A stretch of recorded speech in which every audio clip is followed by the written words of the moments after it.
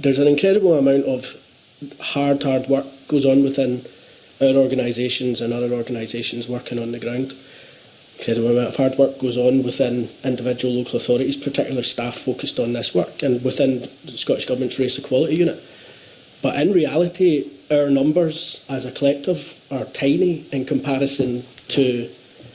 the different levels of policy focus which exist within different areas. And that's also reflected in budget allocation, both to all of our organisations and our compatriot organisations funded through the Equalities and Human Rights Fund, and also communities at a local level, working at local authority level. The reality of, while race and race equality has increased significantly as a conscious issue,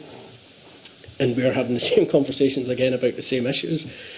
the race equality budget within national government has been stagnant for over a decade. It's maybe increased by, I think it was £1 or £2 million for the general broader equalities budget, but it's pretty massive real terms cuts over the period of 2011 to the present day, or the financial crash to the present day. So all of our organisations are operating in quite extreme circumstances, and you're right to look at and acknowledge Clare, Bemis, Semvo, all of the other compatriot organisations, the ones in your constituencies. It's not our responsibility to provide a silver bullet solution to race equality issues in Scotland for local authorities or government or whoever it may be. And I've certainly observed in my time over the years, because of the really extreme budgetary constraints which have affected all of our organisations, and the different perspectives which are taken to race equality, be it a critical race theory approach or an equalities and human rights based approach, is that rather than government and other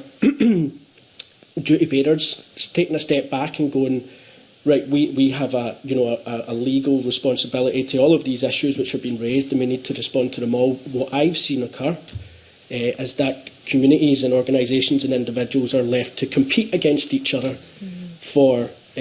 their rights to be respected, and for those rights to be respected, protected and fulfilled. And I think that's a big basic indicator within that, is that while we have significant political proclamations about Black Lives Matter and about race equality, and Scotland being anti-racist and embedding anti-racism here, there and everywhere, in actual fact that's not replicated within any budgetary allocations which affect organisations' capacity to develop or duty bearers' capacity to respond to these issues in a much more strategic fashion. The Scottish Government's Race Equality Unit, I think, has 4 members of staff.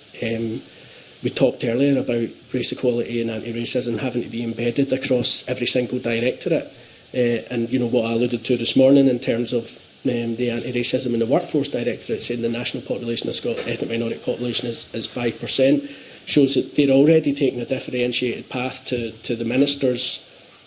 stated position that it's an equalities and human rights based approach in terms of that comprehensive recognition. And within the protected characteristic of colour, you can unpick these issues around about white privilege or white fragility or whatever it may be, but government's legal responsibility and the rights enshrined within citizens in Scotland from ethnic minority communities are broader than that. And so we should be cognisant of that when we're discussing these issues, to be extremely wary of pitting ethnic minority communities against each other in a competitive environment with extremely finite resources, and actually look to bring them together to advocate on shared experiences, absolutely, and where there's differentiations within colour, nationality, ethnic or national origin, that those are attended to and responded to. And sadly, our experience has been that's not been the case presently. Thanks, and that will have been exacerbated, from 2016 to the pandemic to now.